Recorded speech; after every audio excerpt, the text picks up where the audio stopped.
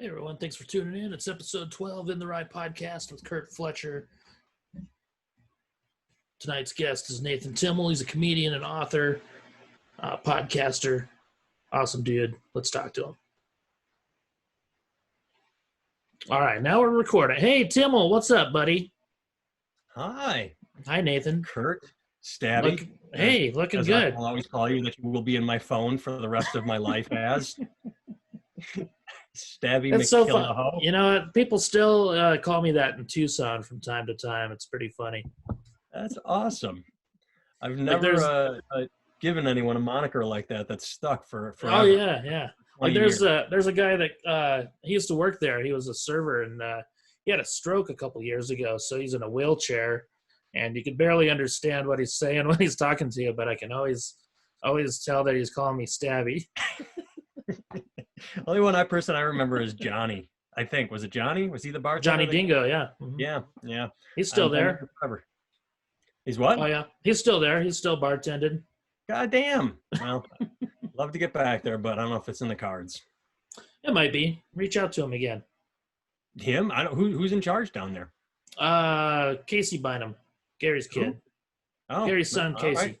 And I'll Ian. send the press kit. We'll talk after. Nobody wants to hear this part. Yeah, no one but wants to hear I'll get this. to the contact info and I'll send a press kit. So how's your quarantine going? How's everything going? You've been doing okay? I mean, yeah. This is a stereotypical answer. You see it online, but I'm an introvert, so nothing really changed for me. Well, what changed is my wife works from home and my kids are home 24/7. I used to have like the house to myself during the day, but it's fine. It's life. I don't get the whole point of lamenting life or complaining or getting angry. Like, I have my moments of sad and angry and all that, but overall, fuck it. This is what's getting thrown at me. So I deal. My kids, my son is 6. He's in first grade. He's in our bedroom, and my daughter is 8. She's in third grade. She's in the living room, and all I do for all day or until 3 p.m. is I walk back and forth. No, you're not playing video games. Pay attention. Okay, now let's do your math homework. I'm the teacher, and am I happy about that? No, but it's life. Am I happy I lost all my work? No, but it's what we're dealing with. It's like, maybe this is just how I respond to things, but it sucks, but you got to go with the flow. It's either you accept life or you become, I don't understand the point of not accepting what's thrown at you. It sucks, but you deal. So that's how I'm doing I'm just taking it as I have to. Have you done any shows at all? I've done a couple Zoom shows, and I've got one coming up this on Saturday, September 26th. I don't know if you'll put this out before or after. I'm going to put this out tomorrow, so yeah. Oh, okay. Well, there you go. I'll shoot you a link if you want to put it in the comments. Okay, I will. This Saturday, I'll be on a Zoom show. I did do a charity show a couple weeks ago. My last show was March 14th. I remember that because quarantine started the next day, or on the Monday, the 16th. 16th, yeah. And it was in Bismarck, North Dakota, and I was already in North Dakota. I picked up a one-nighter on Friday to go with my Saturday show, and the other comic is texting me like, "Hey, is this show even on?" And I'm like, is the hotel even open? I don't know, because everything was shutting down, and it was sold out and packed and great. It was such a high note to go out on. And then about 2 weeks ago, I got on stage for the first time since then. Oh, wow. Like live, not including Zoom shows. And I did an outdoor charity show. Someone said, "Hey, we're trying to raise money for my buddy who has ALS, and will you come perform?" And I'm like, "Absolutely, I will come perform." And I got there, and their musician just didn't show up. They said, "We got a musician and a comedian," and the musician just like, no call, no show, no nothing. Oh, wow. So they're like very happy to have me. I'm like, "Dude, I told you I'd be here. You're trying to raise money for your friend. Why would I ditch that?" And it was an absolute blast. I loved it. So not a lot. I've got one coming up in a week, socially distant. It'll be my first time in a room. So looking forward to it. How about you? You've posted a couple that you've done. I did Laughs in Tucson in June. Yeah. And then I just did Loonies the first week of September. I saw that. You co-headlined there. Nice. Yeah. And then what are the shows like? Stuff. Are people coming out, or are they afraid? Yeah, they have been. The Friday shows were kind of light at Loonies. I'd say 30 to 40 people at each one. But Saturday, I'd say they had about 80 at each one, and Nice. it was. I mean, they spread it out. The tables are all spread out, but it felt like a full crowd. It was great, and people were.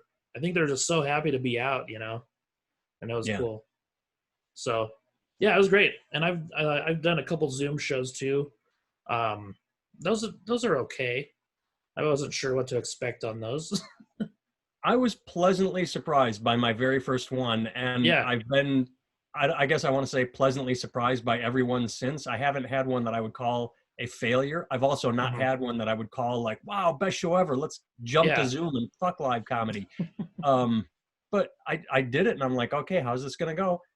And it was fine. I've done both with everyone muted and with everybody open microphones, and I've enjoyed both. The muted Okay. one was kind of weird, but this is my very first show. I thought this was kind of neat. My very first Zoom show was a corporate show, and it was me and another comic, and I went. So they, like, hey, it's mixing hour, and everybody talked. Okay, now we've got a comedian, and I did 12 minutes. Then they did little mixing hour, and then the other comic, and so it was almost my first Zoom experience, much less my first comedy experience. And so while the other comic was up, that's when I discovered the chat function. I had no idea it was there. Oh And yeah. so I'm scrolling up and I'm seeing all these chats of people repeating my punchlines and typing LOL and, oh my gosh, that was so funny, and everything I wasn't seeing. So that made me feel really good. I'm like, wow, that's That's neat, because I cool. could see people smiling, but man, they exploded in the chat list. And so Yeah. that was kind of cool. That's awesome. Yeah, the first Zoom one I did, I thought everyone was muted because my first joke didn't get a laugh. So I was like, "Whoa, this is weird." And then so I just kept going, and then the second joke got a laugh, and I was like, "Okay, they can hear me." So it definitely throws you off. It throws off your timing for sure. I had one where they told me everyone was going to be muted, but the host forgot to mute himself. And Oh so I no. told my first joke just expecting silence, but I heard the host laughing, and I'm like, well, that's good when you can make the other comic laugh. He's just also because it was also, not only was it muted, but he turned his camera off. So all I heard was just this voice without seeing him, just and I knew it was him. And I'm like, and then he muted himself, but Yeah, that was a neat moment.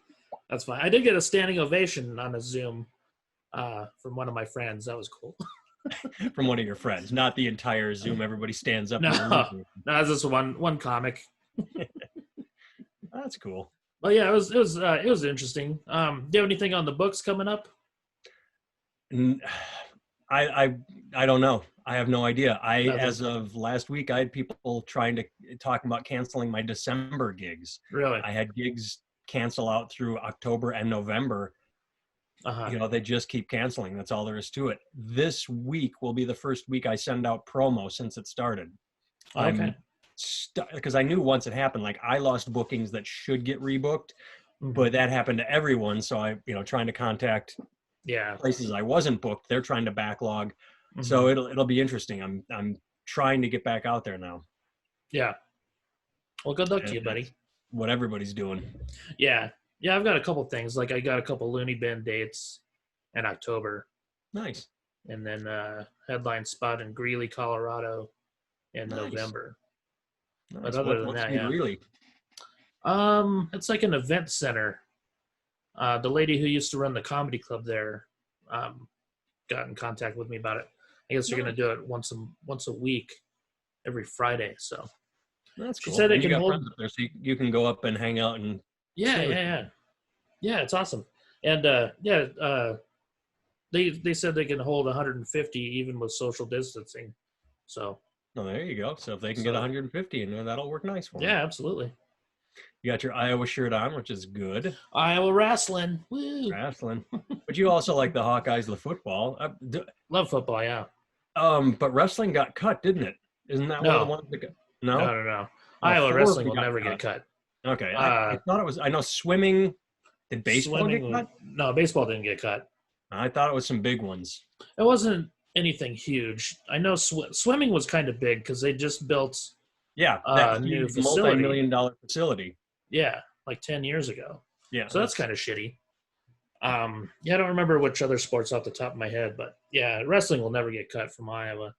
Mm. That's one of the few wrestling programs in the country that actually makes money. Oh, well, good. Yeah. Yeah, last time I saw you, you were up here to watch a match. Yeah. That was great. Got the hang of Yeah, it. I We had miss Iowa, donuts. man. Oh, wait, we didn't. Did we get donuts, or we got dinner, and then I invited you to donuts? Did we get both? We let's see. We went to the mall. We got a meal, but then the next morning I invited you to donuts, but I can't remember if you came to that or if you canceled I last don't minute. think I did. I think I Yeah, had to get back to Ankeny for some reason. yeah. I think there was like was it Super Bowl Sunday? It was something weird. It might have been Super Bowl Sunday. Could I have think it been. was actually. I remember it Yeah, was like the first week of February. that sounds about right. Yeah, you had to Yeah. get your Super Bowl party when we could have those, when we could congregate. Yeah, those are good days. It'd be 4 times. Back in February. How do you like living in Iowa? It's just where I call home. I don't like or dislike it. It's all right. I like I think it's fine. I've lived so many places in my life that I don't really um care. Yeah, yeah. I'm so used to living places that it just all becomes the same. Um like I didn't have enough money to live in Boston when I lived in Boston. I didn't have enough money to live in Los Angeles when I lived in Los Angeles. I have enough money to live in Iowa, so it's nice. You know, Yeah, yeah. I don't live in a shitty apartment in Studio City Yeah. um, off Ventura Boulevard at the foothills of the Hollywood Hills, where I mean that's an experience. You walk out your front door and you walk 10 minutes like up, and suddenly you're surrounded by multi-million-dollar mansions, and you're like, Yeah. wow, it's they're right here. And it's not abject poverty because I wasn't that, but it was a shitty apartment. It was Yeah. How long did you live in LA? 5-6 years. Okay. But Did you like doing comedy out there?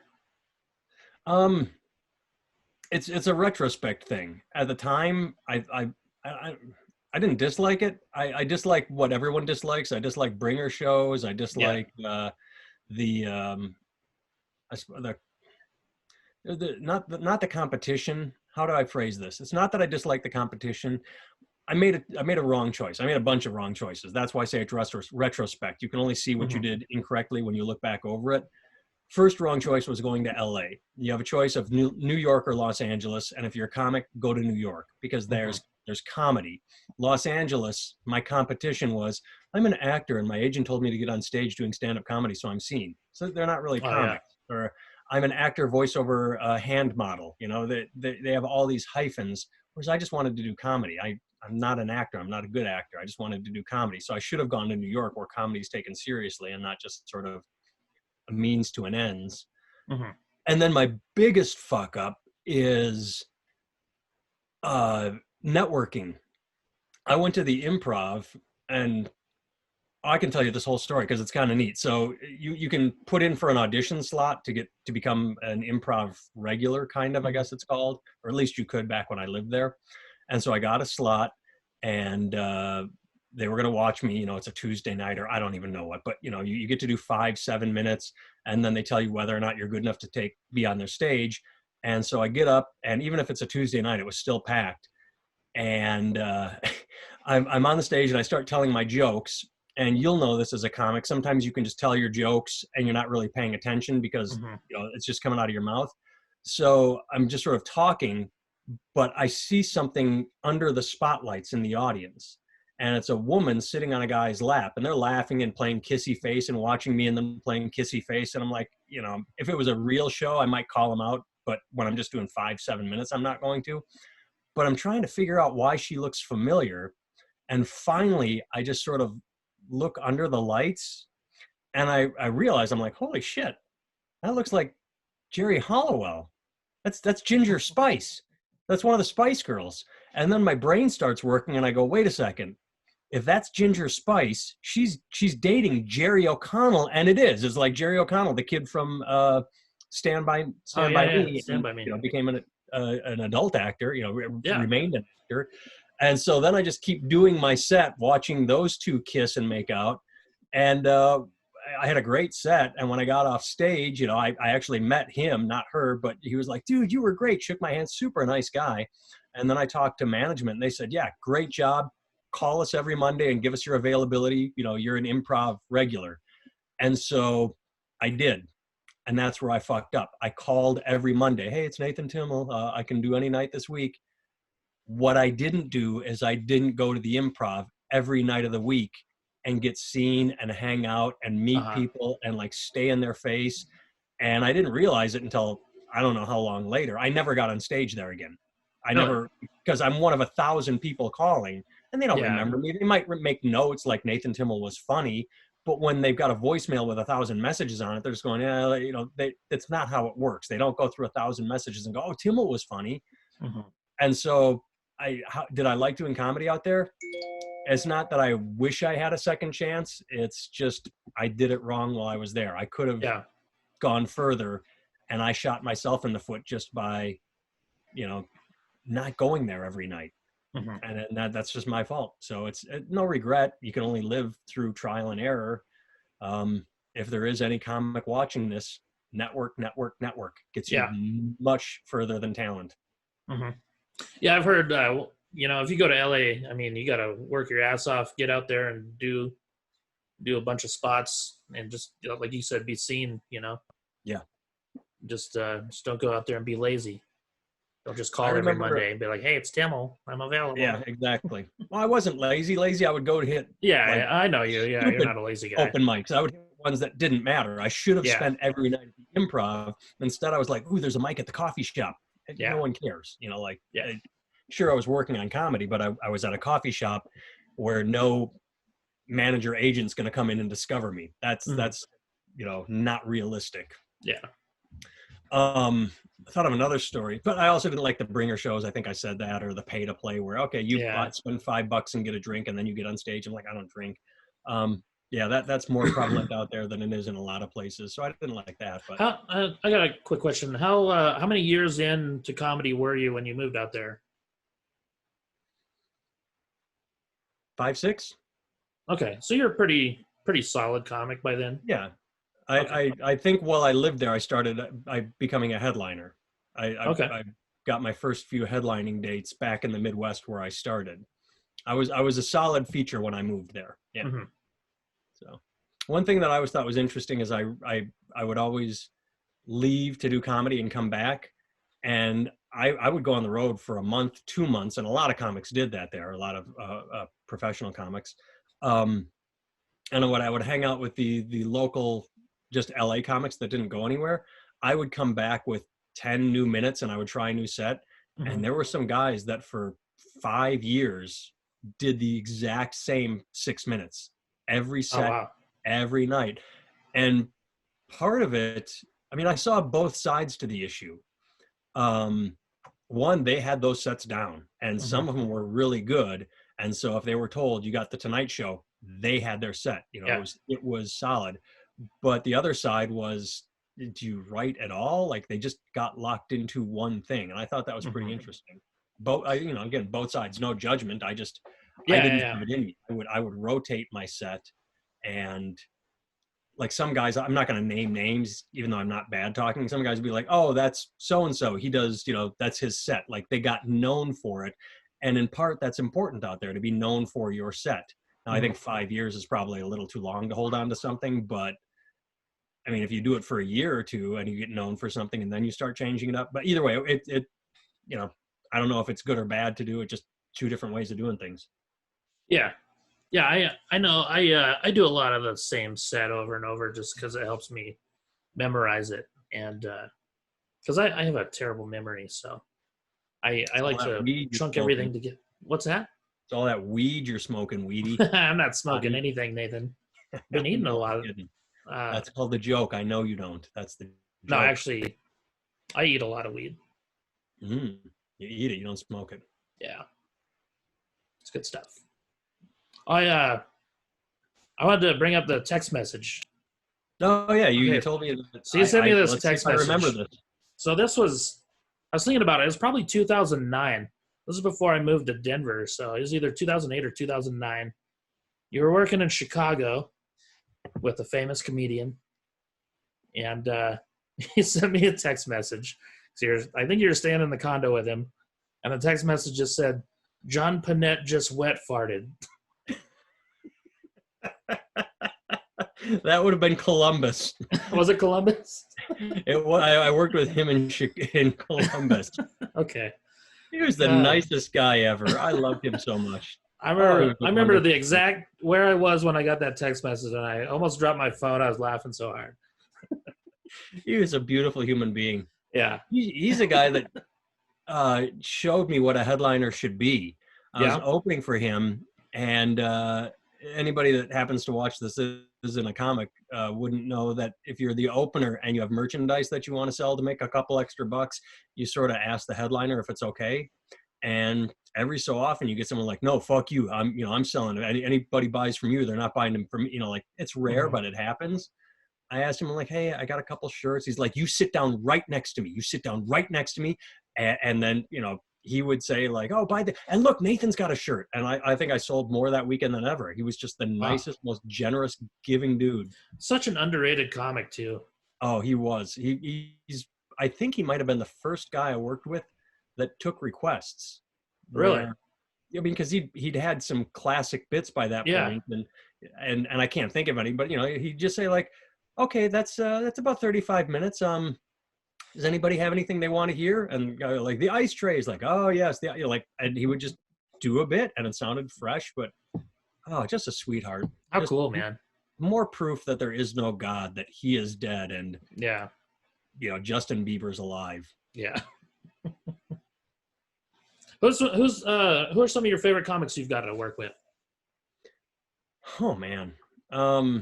See, this is the thing, is you asking because you'll know. A lot of times a civilian asks and I start answering and they're like, huh? Because they expect like a celebrity or someone big. And I've worked with big comics. I hosted, I was an MC for Larry the Cable Guy, in the late 90s, right around when I was starting, before he was anybody. Yeah. Was he Dan I just at the time? remember. What's that? Was he going by his real name then? No, he was just developing Larry the Cable Guy. So he wasn't Larry, but he was like in the process of it. He hadn't even been on Blue Collar. Wow. He was a super nice guy too. He was a sweetheart to me. I've heard he's awesome. Yeah. Yeah. He won't remember me because I was just a random host, but you never know, man. Some of those guys, they remember stuff. Yeah. But everybody always expects that answer. I mean, I think it's mostly people I worked with early on. Yeah. Like Augie Smith and Doug Stanhope. Uh-huh. And this, and I didn't, maybe because I was hosting and really raw, I knew I didn't want to become either of them, but I appreciated the way they did comedy. Mm-hmm. Like, okay, I see what they're doing. It doesn't mean do that, but the essence is what I want to, the honesty, the lack of an ego, the breakdown of the wall between the performer and the audience. That's what I liked the most in both of them. And I haven't told this story maybe ever because it's not relevant to anything, but I just thought of it. And I like how I said that with a lilt at the end, like I sound like I'm a girl. I just thought of it. I worked with Augie and Doug maybe 2 weeks apart in Milwaukee, Doug first and then Augie. And Doug was super nice and kind and talked to me about comedy and gave me some good advice. Basically his advice was don't pander to the audience. I had a joke about sex that got a big laugh, but he said, you're just trying to win over the women with that joke. You're pandering. You just want the women to like you. I'm like, he's not wrong. He got a good laugh, but it wasn't, like the most thoughtful joke. Yeah. And then 2 weeks later I work with Augie and I tell him like that I just worked with Doug and he said, oh, how was he? Did he talk to you? Was he nice to you? I said, yeah, he was super nice. He goes, that's good to hear. That means he likes you because I worked with Doug. I opened for him about a month ago. And the first show, he just looked at me, looked at the host and said, I don't like him. Let's not talk to him all weekend. So the host would come over and sit down next to him and they would just like pretend he wasn't there, which probably crushed the poor guy. Yeah. But when I learned that and then, he talked to me, I'm like, oh, well, I must not suck. How funny. It gave me a little ego boost that he thought I was worthy of talking to. That's cool. I actually got to do a show with him last year. I haven't seen him in over a decade. How's he really? doing? Oh, he's doing great, man. I was in Tucson, and I was doing a club in Phoenix on the weekend, and one of my buddies asked if I would headline his show in Tucson on a Tuesday night. So I went in there, and Doug came in and hosted the show. And so it was like an open mic that I was headlining. And I thought as a headlining set, I would go last, but nobody told me I wasn't going last. So I was like out in the back somewhere goofing around with some friends, and Stanhope, I guess, called my name up, and like I wasn't there, and I was like, oh shit. so so I go in there and I apologize to him, and he's like, oh, that's fine, he'll go up next, whatever. And then so I went on after that, and after my set, he's like, all right, I'm not pissed off at you anymore. That was pretty funny. How far away from Tucson does he live? Like 30 minutes, 45 hour? It's a couple hours, I think. Really? He's in Bisbee. Yeah, which is I mean, that's pretty close. I think it might be a couple hours though. But yeah, he was there working on some new material too, so that was cool. I got to see him working out some stuff. And then the next night I actually got to see Gilbert Gottfried at Laughs, so that was pretty cool. Yeah, it was a good week. Bisbee, that's where I can't think of her name. In the movie L.A. Confidential, Kim Basinger, whichever you say, that's where she was from in the movie L.A. Confidential. Oh, really? I'm from Bisbee, Arizona. Huh. The high-priced call girl.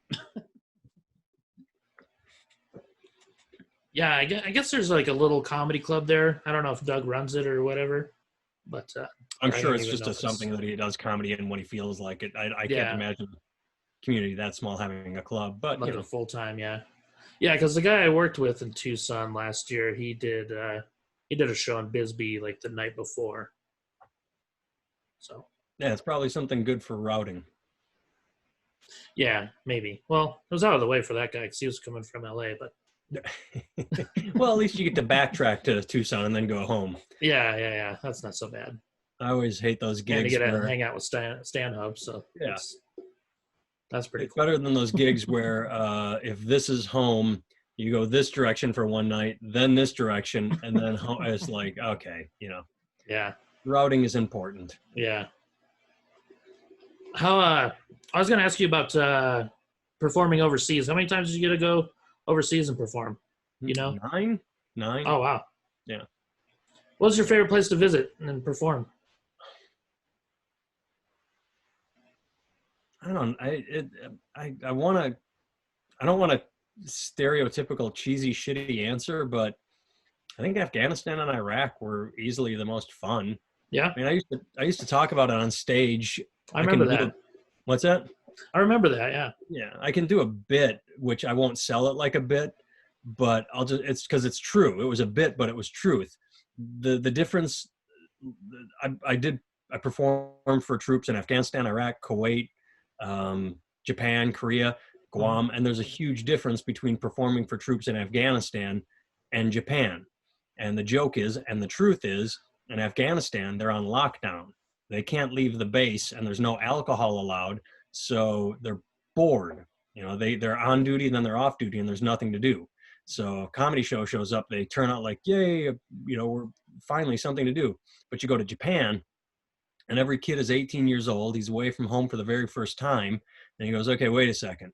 You're telling me I can stay on base and watch a comedian, or, and hear me out, I can leave base, get drunk, get a tattoo, and fuck a prostitute?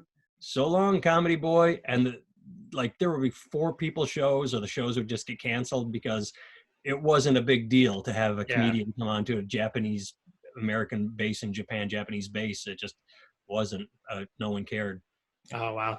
I do have, this is again, all these stories that I haven't told or thought of in years. Mm-hmm. Let me see if I can tell this story correctly. Okinawa. I can't tell you the year, but you can Wikipedia it. You can look it up. Back in the early 2000s, before the internet was the internet, it existed, but before it was the internet, on military bases, they have something called Armed Forces Entertainment, AFE, I think it is, or that might not be right, but they have a special military channel where they bundle American programs, and then they get them maybe a week or two after they air. This is before satellite and internet again. So some like Friends would air in America, and 2 weeks later the episode would end up on a military base in Japan on the military network. And when I was there, I did an officers club, and I asked, is there anything you don't want me to talk about? And they said, do not talk about The Bachelor. It was the first season of The Bachelor, and every officer's wife was in on it. Oh, today you'd get the answer online. As soon as it happens, it would just be all over the internet. Yeah. But back then, they were on a 2-week delay. And that's probably a big chunk of your material, too. What's that? That's probably a big chunk of your material, too. I do an hour on The Bachelor. I'd never seen the show, but it was so pervasive at the time. It was like the first season of Survivor or the first season of American Idol, where it's just everyone's talking about it. So I knew who won, or maybe it was The Bachelorette. It was a woman choosing a guy. I guess that's The Bachelorette. I don't even know. So I knew who got picked, and they were saying every woman on here is waiting for the episode to come. Nobody talks about it. They're not allowed to talk on the phone about it. And so I got up on stage and just went, she picked Bob. And everyone, all the guys laughed, and every woman gave me this death stare, just hated me. And then for 45 minutes, every guy was just laughing and loving me, and every woman sat there just glaring at me for 45 minutes. And anytime I felt like it, I would just bring it up again out of the blue, like, oh yeah, so ducks are funny. I got this joke about ducks. Oh, and The Bachelorette picked Bob. Anyway, I just they told me not to do it, and I opened with it and I pounded it, and man, I almost got carried out on my shoulders by the men who thought it was hilarious, and tarred and feathered by the wives who fucking hated me. Couldn't do that anymore because the internet would be a giveaway. They would, it would happen, and they would have it just the show instantaneously online on a pirated station, or they would just learn. It was a beautiful moment. Oh, that's hilarious, man. Oh, I loved it so much. I haven't thought of that in years. Did she really pick Bob? I don't know who Bob is. I just said that name. That's why I said you could look it up and see whoever the first contestant was, whoever the first one picked. But I just knew from, stupid magazine covers I would read in grocery store lines, like, oh yeah, it's that show I don't watch that everyone's into for some reason. Oh, that's awesome. Oh, I ruined that I just ruined it so. Yep, she picked Bob. Just right. It was the first thing I said. Oh, I have so much bad karma on me. I'm a horrible person. I think one you're funny. thing they were living for, and I ruined it for them. Yeah. Good. I'm a bad person. No, you're not. Remains to be seen. So have you been watching The Bachelor since then? I'm stunned it's still on. No, I've never Isn't seen that crazy? Episode. I've seen, what's that? That's crazy that it's still on. Yeah. I like that. Speaking of still on, it just got canceled. Were you aware of, I'm sure you were because of your Iowa connection. I can't remember any of it. The kid that last college season 1 year ago, hey, give me money to buy Busch Light. And yeah, he was donating money. And then it was funny because a reporter went and dug up old tweets of his where he quoted the Daniel Tosh show.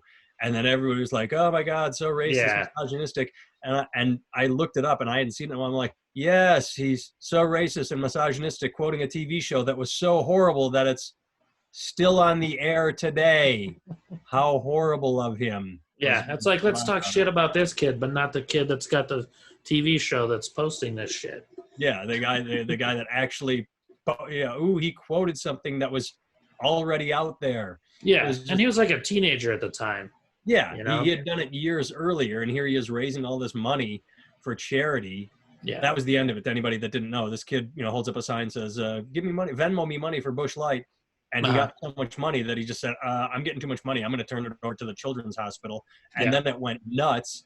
And then, of course, someone's got to dig up something because that's what we have to do. And you can't just say, "Oh yeah, he tweeted a Daniel Tosh quote once." Yeah. You have to make it a big deal. Just absurd. But my whole point was, I at that point didn't realize Daniel Tosh was still on the air, but it's still, so The Bachelor is still being, that's where my mind, that's how my brain works. And then Tosh got canceled because of COVID. No, he's still on the air, isn't he? I I'm pretty sure I just saw a commercial for him recently. They canceled, so I don't know if he's got maybe one season in the bag. Okay. But the big story during COVID over the past couple months was Comedy Central is cleaning house of all like Drunk History got canceled, and anything using people. They're going more animated. Like The Daily really? Show is one of the few remaining live performances. So it wasn't like we're cutting ties with Daniel because we don't like what he does. It was just COVID hit the industry and they decided to shift. That sucks. Well, it's good for the animators, though. It is. But I hadn't watched it in years, but I loved Tosh. I thought it was a great show. Oh, yeah. That was very fun. Did you ever work with him? Nope, never met him. No. Nope. Chad Daniels told me a funny story about he was working with him one time and they're writing jokes. And Daniel's sitting there and he was kind of sitting weird. And he had his notebook shut. And he goes, "Hey, Chad, come tell me what you think about this." And Chad walks over there and he opens the notebook and his penis is just laying there on the paper. It's good heterosexual male humor. Nothing wrong with that. Yeah, I thought that was funny. Oh man! So have you been writing a lot still, or as teaching your kids? Is that kind of taking a hit on your writing? Well, kind of. Like I don't really have, like, this is pathetic, but it's true. After a full day of that shit, I'm too tired usually at night to write. So I've been shitting out blogs a little bit. Mm-hmm. I did write another book. Really? And this is a cute story you might like. It's a fiction book. It's a thriller, I guess would be called. I don't know. You have 3 other books, right? Yeah, I have 3 nonfiction books. I have 3 nonfiction books. I feel like a piece of shit because I haven't read any of them, but I'm going to. Okay, you don't have to. I want to. You're a good writer. Oh, thanks. Mm-hmm. That's what makes this story cute or fun. Is I have 3 nonfiction books, and when I wrote this fiction book, I just sort of did it. I didn't tell anybody because one thing I do hate is like, so I'm working on a book. It just seems pretentious, and then you never finish it, or you're like, "Hey, how's that book going?" "Oh, I'm still working on it." So I wrote it, and I didn't even tell my wife. I just did it as a side project because I didn't want to like get it out there and then like hit a brick wall and like, fuck, I don't know how to finish it or anything. So I wrote it, and then I said, "Hey, I wrote a book," and I let her read it, and she said, "Okay, let's go on a date night. I want to talk to you. Like, we live together. We can talk together. We can talk anytime. You know, we can talk right now." And she goes, let's go on a date night. I want to talk to you. So her mom came to town, took the kids, babysit them, and we went out to dinner, and she sat me down and said, "Okay, your other 3 books were fine. There's nothing wrong with them. I like them, but they were what they were. This book is good. This is a good book. You've written a very good book." And I'm like, "Oh, thanks." She's like, "What are you going to do with it?" So I'm going to self-publish it. She goes, "You can't. You cannot self-publish this book. It is too good. We need to get an agent. We need to get it published. It needs to get out there."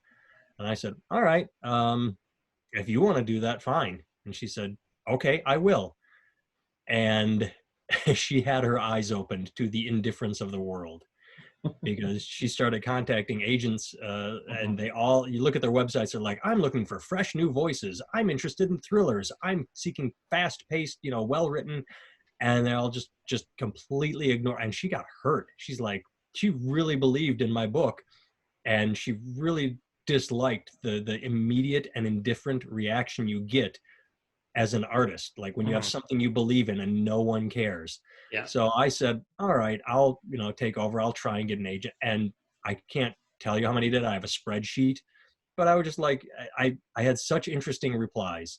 One guy said, "You write probably the most compelling. You have a great pitch letter. It's fantastic." He said, "The problem is the bean counters in charge of publishing aren't looking for artistic or original. And right now, the only things that sell are anti-Trump and I can't remember what the other thing was. But if you don't have a book about Trump, actually not anti, just pro or anti, if you're not like praising Trump or slandering him." Another person wrote, "Wow, you have a really unique and original voice. Have you tried reading a thriller to see what they sound like?" And I'm like,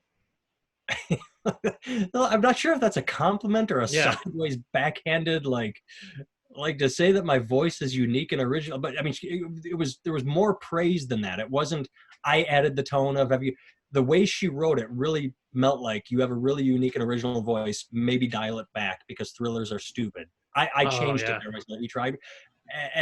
But the only responses I got were like that. There was the guy who said, I love it, but I can't do it because it's not Trump.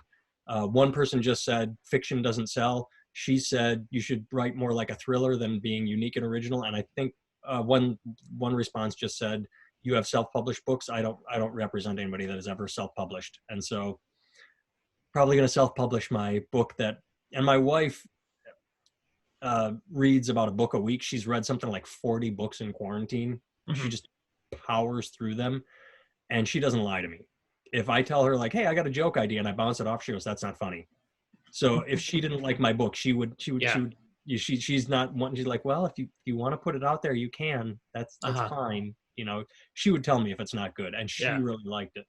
So cool, I passed it around to a couple of people, and they said, one guy was like, yeah, I liked it. Another person said, wow, this is really compelling. And it's not Hemingway. It's not a work of literature.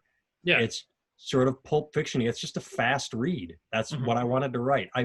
I based the book in my mind, not on the movie Taken with Liam Neeson, but the pacing where you watch the movie and it just happens. And that's what I did, is like, I don't want a book with a lot of exposition and or this. I want it to roll. And even my wife said, sometimes it seemed like, a couple things happened too fast. I'm like, yeah, but I didn't feel like, what was I going to write? 10 pages of, and then they investigated this, or I just wanted to roll. But other people said they liked the fact that I just zipped. So cool. So I haven't been writing to answer your question, but I do have something in my back pocket that I'll put out sooner or later. That's great, man. I hope you do it. Yeah, I'll have my wife. You know Sam Talent? I've met him once. Seemed like a nice dude. He just put out a book, self-published, and it's kicking ass, man. He's doing really well. Nice. What is it? Fiction, nonfiction? Is it about comedy, or is it? It's about a make-believe comic. Okay. And it just kind of follows a week on the road with this guy, and like it's just so well written. Like Sam's like one of the most brilliant people I've ever met. He's just very smart, huge vocabulary. I had to look up a lot of words when I was reading it. Yeah. I only met him once, but he was a super nice guy. He has a bit of a more bigger following than I do. So yeah, if he can get people that like him to buy it, should do well. So good for him. Yeah. It's a great book though. I don't read very often because I have like ADD or something. And I always like, I'll read something. I'll read like 2 pages and I'm like, what did I just read? And I'll have to go back that book, but not mine. I know. I need to read yours. I will. I promise. I was looking it up on Amazon before the podcast, and I'll order them and I'll read them. This is a bit of an Anthony Michael Hall, like Shoulder Chuck and Breakfast Club. Yeah. You mentioned Amazon. I've got not a million reviews, but I've got some really good reviews on there. You just made me think of the 2 things I have on there that have not bad reviews, but like 3 stars or are bumped down. Or one where I wrote just a little 99-cent. It's a short ebook. You have to download it because it's only 99 cents. I wasn't going to put out a book. I don't know how many pages, but yeah. I wrote one about Scientology and one about my experiences as a substitute teacher. And so it's funny because you can see the reviews from a couple of people that were Scientologists that like, I'm like, I'm not even shitting on Scientology. Not at all. I just talk about my experiences with it. And I was never a Scientologist. I just went and took their test in Boston when I lived there. And, so I just wrote like, oh yeah, before Scientology was a thing, I learned about it and took their personality test. And then you could tell who's the substitute teacher. Like, this guy knows nothing about it. I'm just like, so it's just funny that the only bad reviews I have are from people you can tell are just passionate fist shakers or have an agenda. How funny. How long did you live in Boston? I didn't even know you lived in Boston. Just 2 years. I went to college there. Oh, you did? Yeah. Okay. Yeah. You weren't doing stand-up there? Nope, wasn't doing stand-up back then. Okay. Not at all. I started that when I got back from Boston after a couple of years home. That was just out of high school. I took a year off after high school, and then I moved to Boston and went to school. Okay. Did you start comedy in Milwaukee or Madison? Yep. Milwaukee. Okay. Well, both, because they're about an hour apart. Okay. And so there were two clubs in Madison at the time, and they both had an open mic on Wednesday. And then there was an open mic in Milwaukee on Thursday, and then the comedy club in Milwaukee was Friday, Saturday. So every Wednesday we drive to Madison and do one or the other of the two open mics. And then on Thursday we do the open mic on and Milwaukee, and then Friday, Saturday. This is funny, saying this out loud. I don't understand how stupid I am. Like, when I started doing comedy in Milwaukee, I went to the comedy club every Friday, Saturday. And so the owner saw me there, got to know me, gave me a hosting gig, featured me first, headlined me first, because she knew. And yet when I went to Los Angeles, I didn't take that lesson that I knew worked and apply it to Los Angeles. Wow, I'm dumb. I'm just sort of realizing that as I say it. I just didn't. So, but I got started in Milwaukee, and I would go to a club called Stooges every Friday and Saturday, and I lived there every weekend. And as I just said 2 seconds ago, gave me my first guest set, first hosting gig, first feature set, first headlining set. Cool. No, not first headlining set, second probably. A guy named Tom Hansen gave me my first headlining set. From Minnesota? Yep. Nice. Yeah. I haven't heard that name in a long time. I got a funny story. This is not an anti. How do I put this? I'll just tell the story. Tom had a weekend room Friday and Saturday on the outskirts of Minneapolis, and then he had a Sunday room, Mankato, I think Mankato. And so you'd do Friday, Saturday, he'd pay you for the entire weekend, and then you'd go do Sunday, cash in hand for Sunday, because he wasn't going to travel down there on Sunday. He just gave you the cash. So on Saturday night, he goes to pay me, and I'm like, oh, dude, I thought it was this. He goes, what do you mean? I'm like, well, Friday, Saturday, and then tomorrow. He's like, oh, and he just paid me for Sunday. He just paid me. So the next day, Sunday, I sleep in, and then I drive down to Mankato, which is not too far from Minneapolis. And I go to the hotel, and I'm like, hey, room for Nathan Timmel? And they're like, nope, we don't have you. I'm like, for this bar? They're like, nope. I'm like, you have nothing for a comedian? They're like, oh, yeah, we have a room for a comedian. I'm like, okay, that's me. I'm the comedian. They're like, oh, okay. So they put me in the room. And I go to the bar that night, and they're like, who are you? I'm like, I'm your comedian. They're like, no, we've got this comedian with this guy. These two are comedians. I'm like, what are you talking about? He's like, what are you talking about? I said, I'm booked through Tom. He goes, we haven't done comedy with Tom in 6 months. And he said, we actually just stopped doing comedy, but we wanted to bring in this one show just tonight. And like, how random is that I was there? So I'm like, okay. And they're like, yeah, sorry. I'm like, okay. And so I hung out with the comics, left the hotel room, just like, all right, not on me, like, yeah, you let me in, that you can deal with the bar. And but it was just funny that Tom paid me for the show, yeah, somehow forgetting that he hadn't booked that show, because he never canceled it on me. He didn't say like, oh, no show tomorrow. It was just the weirdest thing. So I think I reached out to him and said, hey, there's no show there, right? I can't remember how that resolved. I would have done that, but it was just, what are the chances that I showed up at the hotel at the place? Well, because I had done that Mankato show before. So yeah, as an opener. Oh, that's great. Were there some pretty good comics back in Milwaukee when you were starting out? Yeah. I mean, nobody anyone would know except for Frank Caliendo. He came out of Milwaukee right around the same time I did. Cool. But other comics, there was a guy named Mike Hoffman I loved. Tom Clark is still in LA. Tom was the guy I was talking about that did the show in Bisbee. Yeah. Okay. Yeah. I worked with him in Tucson. Yeah. Tom, great guy. I love Tom. Yeah, very good guy. And Jim Rule, Native American comic, still in LA.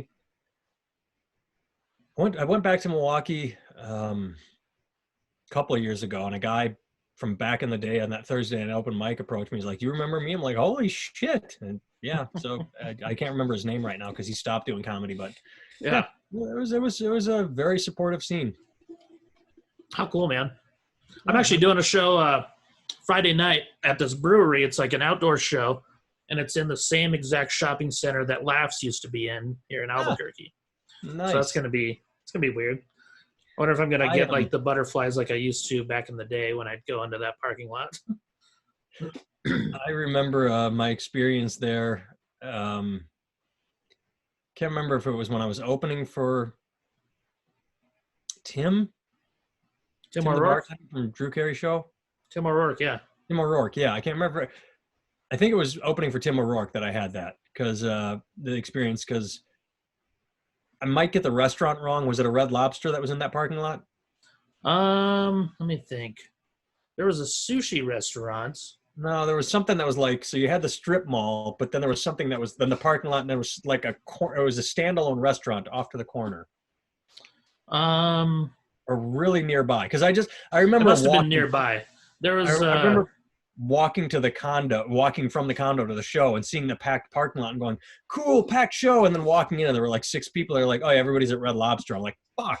Just assholes can go to Red Lobster. There's an amusement park right across the street.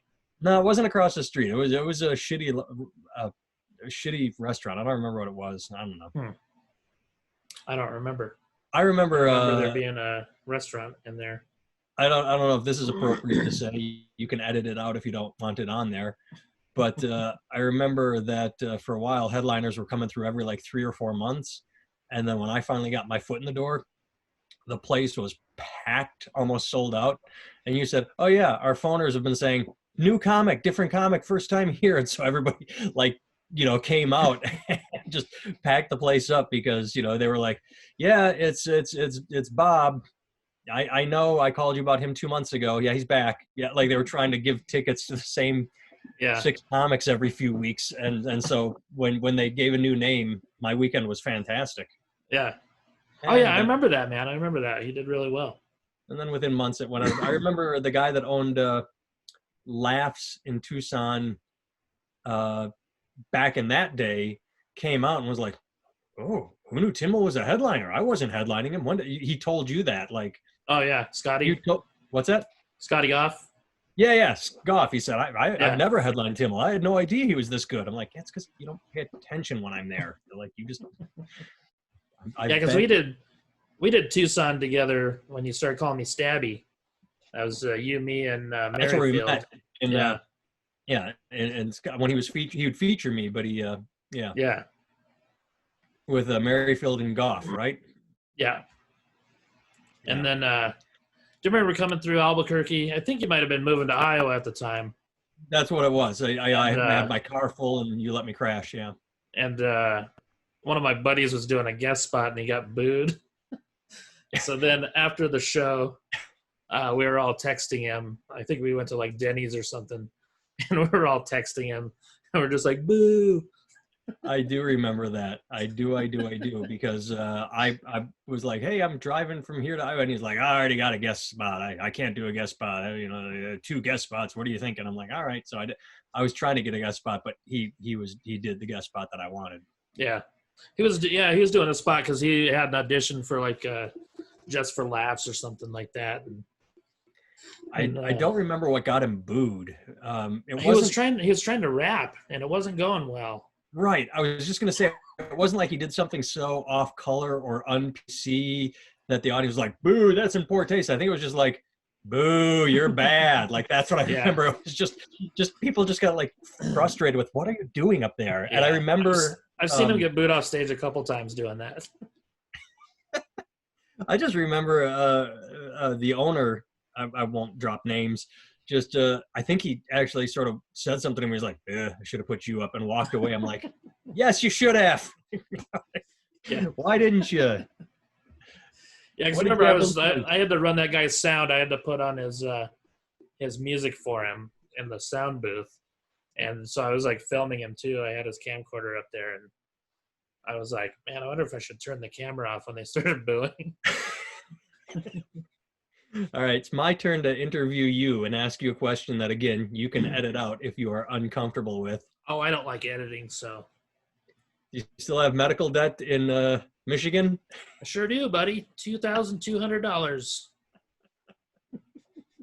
You could tell the story to anybody that has no idea. Yeah, I don't think I've told the story. So was it Friday? You and I are at lunch. Yep. At Panera Bread. We had done the Thursday night show. We did really Thursday well. Night, and I think Thursday was a fantastic show for both of us. I thought so too. Yeah. I actually recorded a CD that weekend. So Thursday, Friday, Saturday were all great. Yeah. That's right. Yeah, and I was stressing because I was driving from Memphis to Detroit, and I didn't realize Detroit was in the Eastern time zone for some reason. I thought it Yeah. was in the Central time zone, so I was like, okay, I got a little bit of time to kill. And then when I put the destination on my map, it said I was going to get there at like 6 or 5 p.m. And I was like, oh shit, that's not good. So I wanted to get there a little earlier and beat the traffic and stuff, Yeah. because I'd never been to Detroit and I didn't know what to expect. So I was like, oh shit, I got to hurry, So I didn't stop to eat or anything. Like I just went, and so I didn't drink or have any food or anything like that until like later, like after the show. I think it was like I had water at the club, but I didn't like eat until after the show. And then so Friday when we were at lunch, I just started feeling like shit, like like I started sweating really bad, and like That's what I remember, is and sweating, and then you my had to get up and stomach walk was hurting around. so bad, and I was like, man, I gotta go outside or something, I don't know what's going on. I thought it was like food poisoning or something, Right. and so I remember coming back in. I was like, man, I gotta go to my hotel room and figure out what's going on.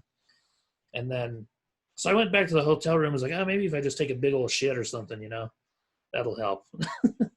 But I couldn't even shit, I couldn't shit. And then so I was laying on the bed, like just in the worst pain I've ever felt in my life. And like I remember I was getting text messages from people, and like I couldn't even like roll over to answer the text messages. I was in so much pain. And then I remember calling my sister, and I was like, hey, can you look up and see if there's like any urgent cares around here or something like that, So she found one for me. I went to Walgreens. I was going to get something there, like some pain medicine or something. And then when I got to the parking lot there, I was like, I'm just going to go to the urgent care, because I don't know how much time I had before the show. I think it was like 3:00 by that point, Yeah. And so I went to the urgent care. I was in the waiting room for like an hour and a half or something like that, just sitting there in pain. And then I think I texted you, and I was like, I don't think I'm gonna make it tonight, And then by the time they finally looked at me and stuff, they hooked an IV up to me, and like as soon as they hooked up the IV to me and like got all the fluids going, like I was fine, like I felt fine. And I was like, oh shit, I can go do the show. But it was already like 6:30 at that point or something like that. And like, So you're saying you could have been cured by a glass of water, is what you're saying? yeah. Probably. So yeah, they had me do a CT scan and everything, and like, oh, you got a kidney stone. And the guy's like, it's like the size of a grain of sand.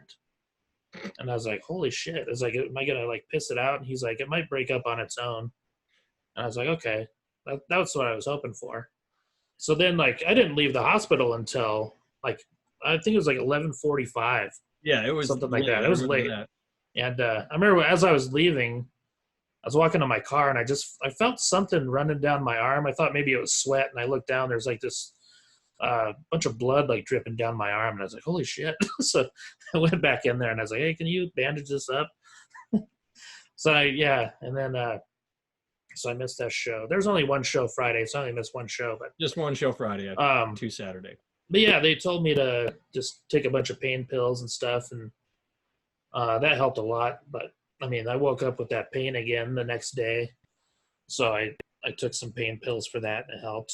But man, that was the worst pain I've ever felt in my life.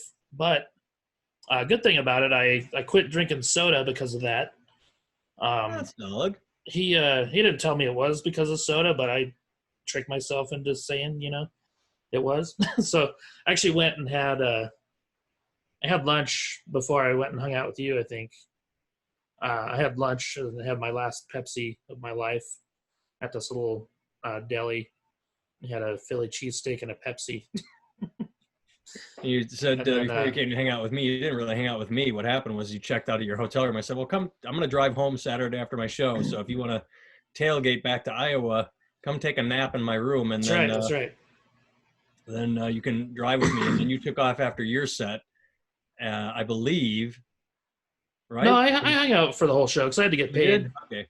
Yeah. But then we did get separated because I wanted to stop somewhere, get something to eat, or I had to pack up something.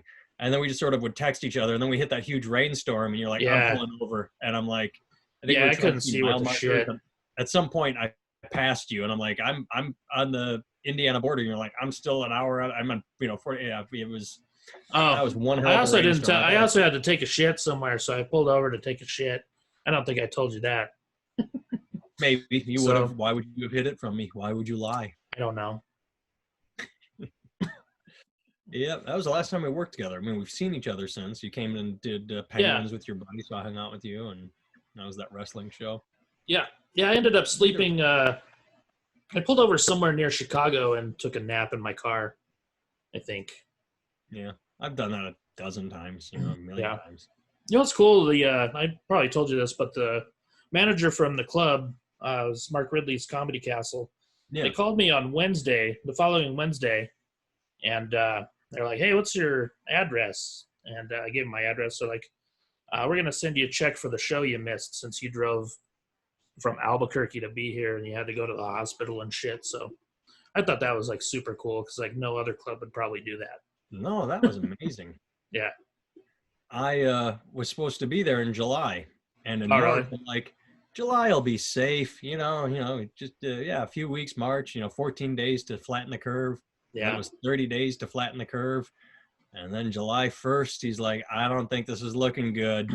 Yeah. And so who knows when I'll get back in there up and running. Yeah. Yeah, I was supposed to be there in July. Oh, really? That sucks, man. Yep. And I was looking forward to it because I wanted to record another CD. Yeah. It was. You got 5 CDs out? I have 6. I just put out one in February or Nice.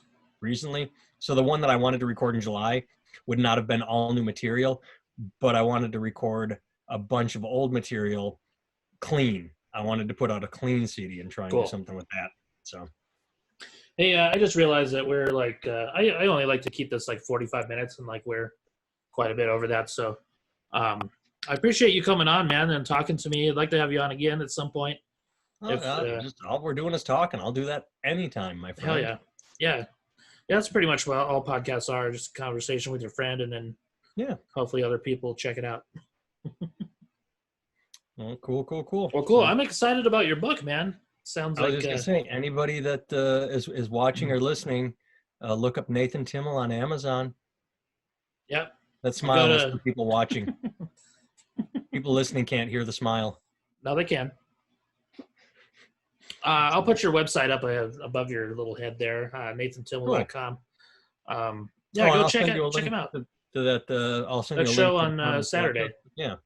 Please do, yeah. All right, good to see your face. Good to hear your voice. Yeah, great to see you as always. Take care of those kids, man. I hope they're doing well. They're doing all right. That's awesome. They're cool kids. Hey, everyone. Thanks for tuning in. That was episode 12 in the Right Podcast. Nathan Timmel. Thanks to Nathan for coming on. Man, need to read his books. He's got a great blog on his website too, nathantimmel.com. He also has a website or a podcast, Idiots on Parade podcast, where he talks about comedy and politics and things like that. So check that out. For me, I've got some shows this week. I'm going up to Denver Thursday, performing at a country club, and then Friday I've got a show in Albuquerque at the what's it called, Enchanted Circle Brewery. It's already sold out, so you can't get tickets for that. And then Saturday night I'll be in Las Cruces. I forgot the venue name, but it's on my website, funnyfletcher.com, so check that out if you're in the area. Come catch a show. Not really much to update right now. Thanks for tuning in. Make sure you subscribe to my YouTube if you want. I'm trying to post more videos up over there, and then also subscribe on SoundCloud so you can find out when the podcast is dropping. Try to do them every Tuesday, but sometimes the schedule doesn't work out. So try to do at least one a week, though. You can also, if you want to donate to the podcast, you can send some money on Venmo at Funny Fletcher. I've also got merchandise on my website, which I'll post up on. I'll send a little link on the video here. All right, everyone. Thanks for tuning in. Hope you guys have a good week. Thank you.